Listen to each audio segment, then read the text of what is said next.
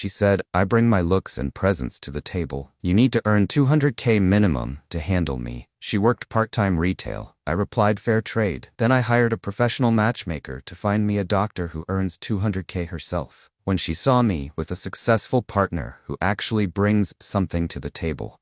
So I need to give you some context here because this situation did not come out of nowhere. I'm 34 and I've been dating Chelsea for about 10 months.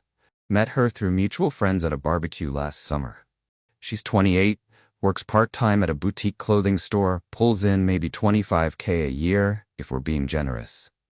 From the start, I made my expectations clear. I'm not some guy who's going to bankroll someone's lifestyle. I make around $140K as a systems engineer, and I worked hard to get here. No college degree, just certifications and grinding my way up over 12 years. When we started dating, I told her straight up that I split things equally. Dinner, trips, entertainment, all of it. She seemed cool with it at first. The first couple months were actually fine. We'd go Dutch on dates, she never complained, things felt balanced. She had her own apartment with a roommate, paid her own bills, seemed independent enough. I liked that about her. I'm not trying to be anyone's father or ATM. Around month 3 things started shifting. Small comments here and there. We'd be watching a show and she'd point at some guy's house and say that's the kind of place I deserve to live in. Or we'd see a nice car and she'd mention how she's always wanted one. Nothing too crazy, but I noticed the pattern. She was testing the waters. Month 5 is when she started getting more direct. We were splitting a dinner bill and she made this comment about how a real man would just pay for everything. I shut that down immediately. Told her I'm a real man who expects equality in a relationship. She got quiet but dropped it. The thing is, Chelsea is attractive. I'm not gonna lie about that. She's the type who turns heads when she walks into a room. And I think that's been her currency her whole life. Pretty face, nice body, and an expectation that those things alone should open every door for her. The problem is, I'm not impressed by just looks. I've dated attractive women before. It wears off when there's nothing else there. By month 7, the comments were constant. She wanted to move in together, but expected me to cover most of the rent because she made less. I said no. She wanted to go on vacation, but expected me to pay for most of it because it was my idea. I said we either split it or we don't go. She wanted me to buy her expensive birthday gifts, but got me a $30 shirt for mine. I noticed. Here's where I started pulling back. I'm not stupid. I could see exactly what kind of relationship she was trying to build. One where she shows up looking good, and I fund the lifestyle. That's not what I signed up for.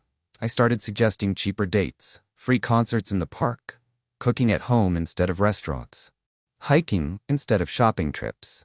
She hated it. Started complaining that I was being cheap, that I made good money and should be willing to spend it on her. I reminded her that we'd been dating less than a year, and I didn't owe her anything beyond respect and honesty. She did not like that answer. Month 9, she started really ramping up the pressure, talking about how all her friends' boyfriends bought them things, how her coworker's boyfriend just surprised her with a designer bag, how disappointed her mom was that I hadn't proposed yet. I told her if she wanted a designer bag, she should save up for it herself. If her mom was disappointed, that was between her and her mom. And proposals happen when both people are ready, not on someone else's timeline. About 2 months ago, we were at her place, and she was scrolling through social media, showing me all these engagement announcements. Really laying it on thick. Then she looked at me and said, "When are you gonna step up?" I asked her what she meant by step up. That's when she said it. She told me she brings her looks and presence to the table, that she makes me look good, that having a girlfriend like her is valuable. Then she said, if I wanted to keep her, I needed to start acting like it. She said guys who date women like her need to be making at least $200K minimum to handle her lifestyle, not $140K. I asked her what she brought to the table besides looks. She got offended, said her presence was enough, that she was the prize. I looked at her and said fair trade. She smiled like she'd won something. I left her apartment and drove home. Spent the whole drive thinking about what had just happened. This woman who makes $25K part-time working at a clothing store just told me I don't make enough money for her.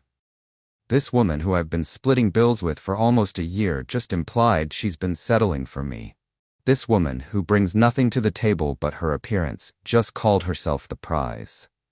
I got home and did something I'd been thinking about for a while. I hired a matchmaker. Not just any matchmaker, but one of those high-end professional services that cater to successful people who don't have time for regular dating. Cost me $5,000 up front. I told them exactly what I was looking for.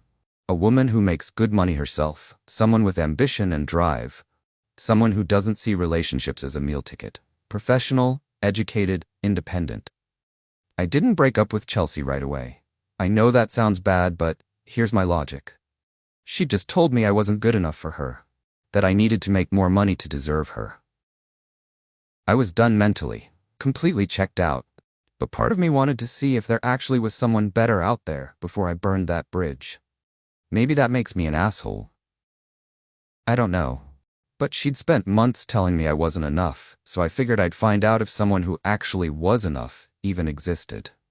The matchmaker worked fast. Within a week, I had 3 profiles to look at. All successful women.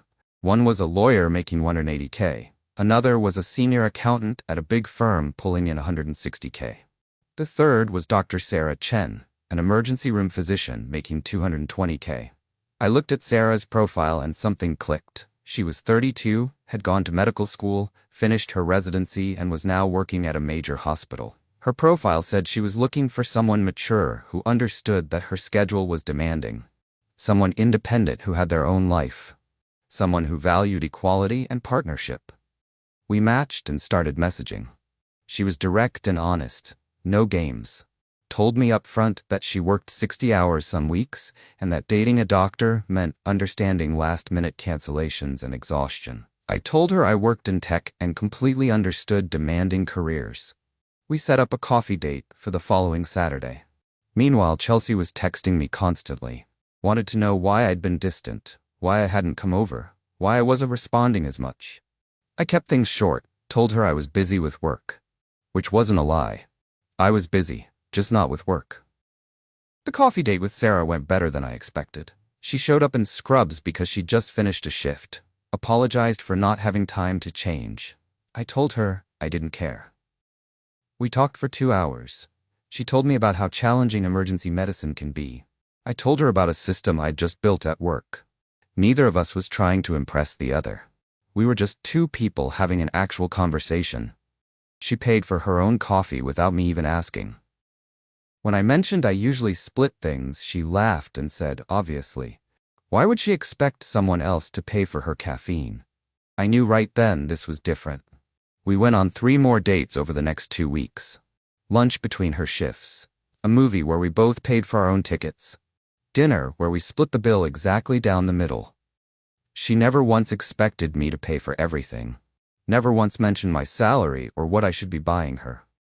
She talked about her career goals, her plans to specialize. The house she was saving up to buy on her own. Chelsea noticed I was pulling away. Started getting aggressive about it. Showed up at my place unannounced twice. I didn't let her in. Told her I was busy. She demanded to know if I was seeing someone else. I told her we'd talk soon. After a month of dating Sarah, I knew this was something real. Someone who actually had her life together. Someone who didn't need me to fund her existence. Someone who saw relationships as a partnership between equals. Actually, that's not completely accurate. I knew after 3 weeks. But I'm trying to make myself sound less like an asshole here. The truth is, I'd been emotionally done with Chelsea since that $200,000 conversation. I was just going through the motions while figuring out if there was actually something better out there. There was. So after 3 weeks with Sarah, I ended things with Chelsea properly. I texted her and said we needed to talk. She came over that evening. I told her I'd been thinking about what she said. About how she brings looks and presence to the table. About how I need to make $200,000 to handle her. I told her she was right. She smiled. Then I told her I'd found someone who actually makes that $200,000 herself. Someone who brings more than just looks to the table. Someone who doesn't need a man to fund her lifestyle. Chelsea's face went from smug to confused to angry in about 5 seconds. She asked if I was serious. I told her completely serious. I said I took her advice and found someone who actually is worth that level of success. Someone who earned it herself instead of expecting a man to provide it. She started yelling, calling me every name in the book, said I was lucky to have her, that I'd never find anyone better. That she was the best thing that ever happened to me. I let her finish. Then I told her if she believed that she should have no problem finding another guy, probably one who makes even more than 200K. She could go be someone else's prize. I opened the door and asked her to leave. She stood there for a minute like she couldn't believe what was happening. Then she grabbed her stuff and stormed out. Slammed the door so hard a picture frame fell off the wall. The text started an hour later, first angry, then confused, then sad, then angry again. I didn't respond to any of them. Finally blocked her number after she sent 43 messages in one night.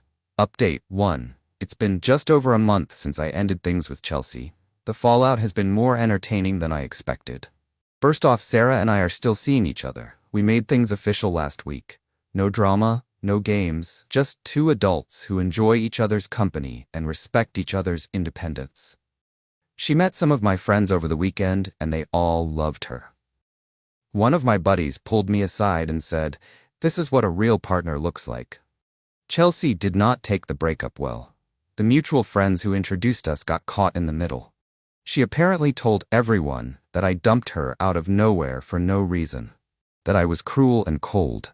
That she never saw it coming. Our mutual friend Mark called me to get my side of the story. I told him exactly what happened. How she said I didn't make enough money for her. How she expected me to fund her lifestyle while bringing nothing but looks. How she called herself the prize. Mark was silent for a minute, then said, "Yeah, that sounds like Chelsea." Apparently I wasn't the first guy she'd tried this with. Her last boyfriend before me broke up with her for similar reasons. She'd expected him to pay for everything and got mad when he wouldn't buy her a car. Mark said he'd tried to warn me early on but didn't want to overstep. 2 weeks after the breakup, Chelsea showed up at a bar where she knew I'd be. Some mutual friends had posted about meeting up there, and she must have seen it. I was there with Sarah and some friends. Sarah had just gotten off a shift and met us for drinks. She was still in her scrubs with her hospital badge visible. Chelsea walked in, saw us, and froze. I watched her process the whole scene. Me with another woman. That woman clearly just coming from work as a doctor. That woman laughing and comfortable and fitting in perfectly with my friends. Chelsea stood by the door for a solid minute just staring. Then she walked over. She ignored Sarah completely and asked if we could talk outside. I said no. Whatever she wanted to say, she could say right here. She looked at Sarah, then back at me and asked if this was the doctor. I said yes. She asked how long we'd been together. I said that wasn't her business anymore. Chelsea's face did this thing where she was trying to look unbothered but couldn't quite pull it off. She said, "Cool, good for you." Then looked at Sarah and said, "Hope you know what you're getting into. He's cheap and won't treat you right." Sarah smiled and said, "He treats me perfectly." We split everything equally like adults. Chelsea didn't have a response to that, just turned and left. My friend Amy, who was there, said Chelsea looked like she'd been slapped. Later that night, Amy told me Chelsea had been posting on social media about how men these days don't know how to treat women, about how chivalry is dead, about how she deserves a man who values her. The comments were mostly other women hyping her up, but a few people were asking what happened. She wasn't giving details, just vague posting about being undervalued. Meanwhile, Sarah and I went to dinner a few days later. A nice place, not super expensive, but nice. We split the bill as usual. While we were paying, she mentioned how refreshing it was to date someone who didn't have weird expectations about money. She said her last relationship ended because the guy was intimidated by how much she made. Felt emasculated that she earned more. I told her that was his problem, not hers. She smiled and said that's why this works. A few days after that, Chelsea tried a different approach. She texted me from a new number. Said she'd been thinking a lot about what happened, that maybe she'd been wrong about some things. That she missed me. That we should talk. I didn't respond. She texted again the next day. Said she'd been under a lot of stress from work and hadn't been thinking clearly, that she didn't really care about money, that looks aren't everything, that she valued our relationship. I screenshot the messages and sent them to Mark, asking if he thought I should respond. He said, absolutely not. She was only reaching out because she saw me with someone successful and realized what she'd lost. He said Chelsea had been asking mutual friends about Sarah, asking how much doctors make, asking if we were serious, asking if I seemed happy. I blocked the new number. A few days later, she tried calling from her work phone. I didn't answer. She left a voicemail saying we needed to talk about closure, that she deserved an explanation, that I owed her a conversation. I deleted it without listening to the whole thing.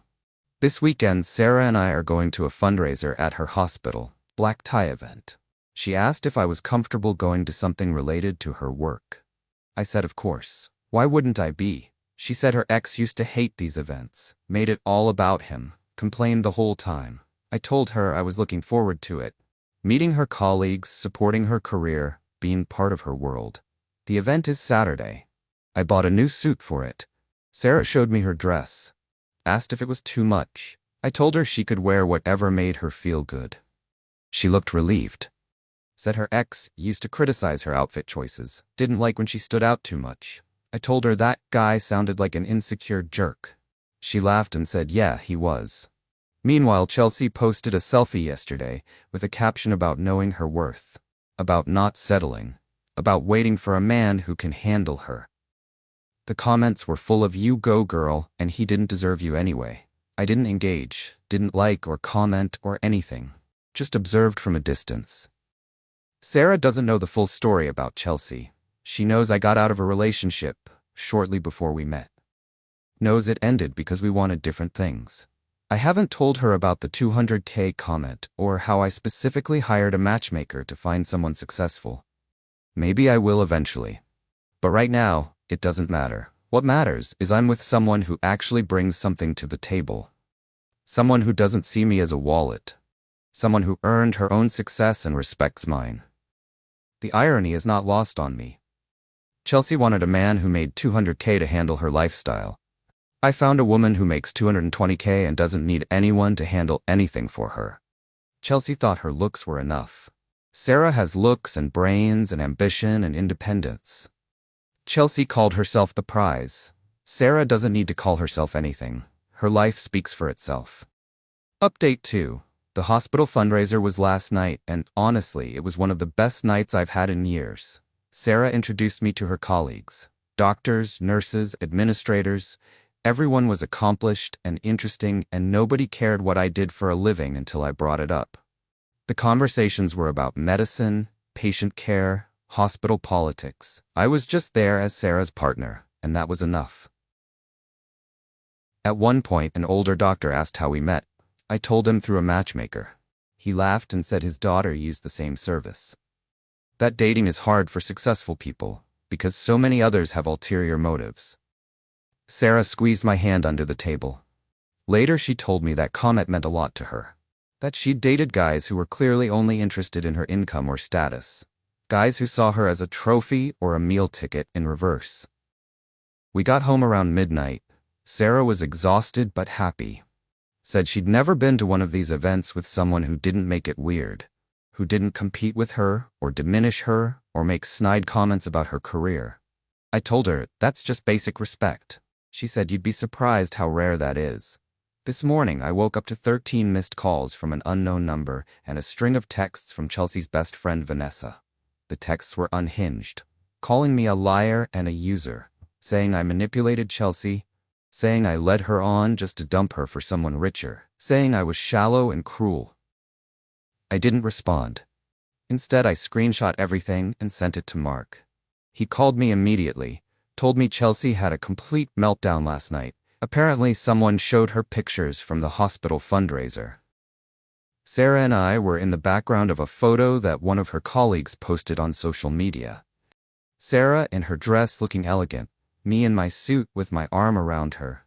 The caption was something about what a wonderful evening supporting the hospital. Mark said Chelsea lost it. Started crying about how I replaced her, about how I moved on so fast, about how the new girl was everything she wasn't. Vanessa had apparently been there consoling her and decided to take matters into her own hands by attacking me. I blocked Vanessa's number. An hour later, Sarah texted asking if everything was okay. Said she'd gotten a weird message from someone claiming to be my ex's friend.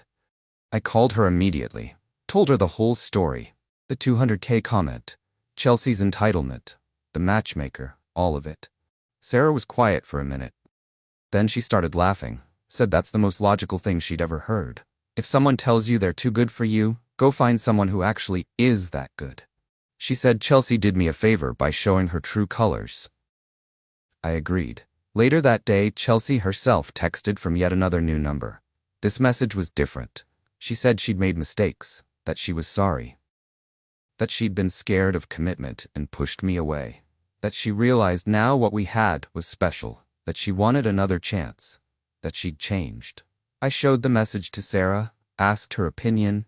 She read it and shook her head. Said people who actually changed don't lead with "I've changed." They lead with "I understand what I did wrong."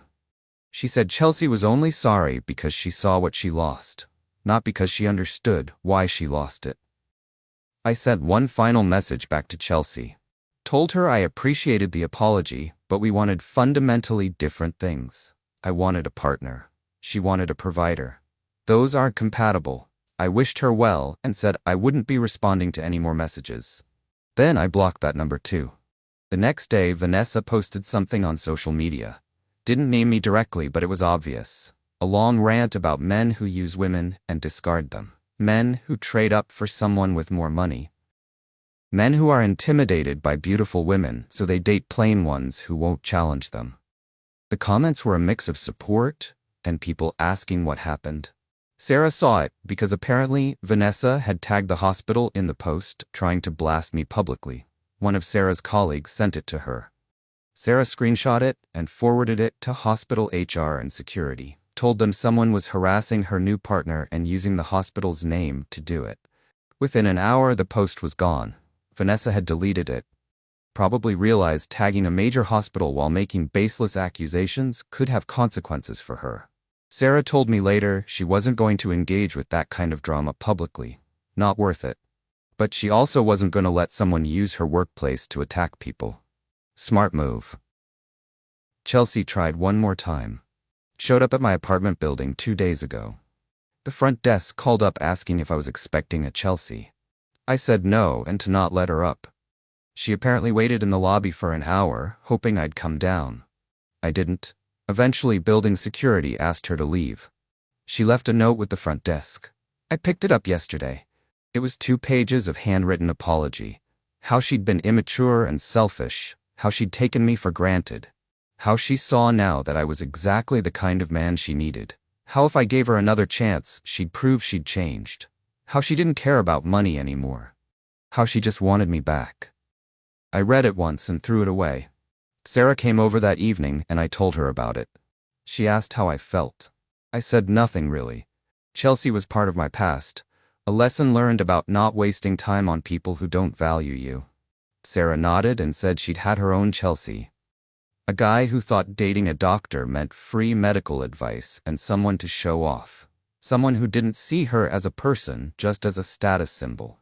We talked for hours about past relationships and what we'd learned. About red flags and boundaries. About the importance of being with someone who wants you, not what you provide. By the end of the night, I felt more connected to her than I'd ever felt with Chelsea in 10 months. Final update.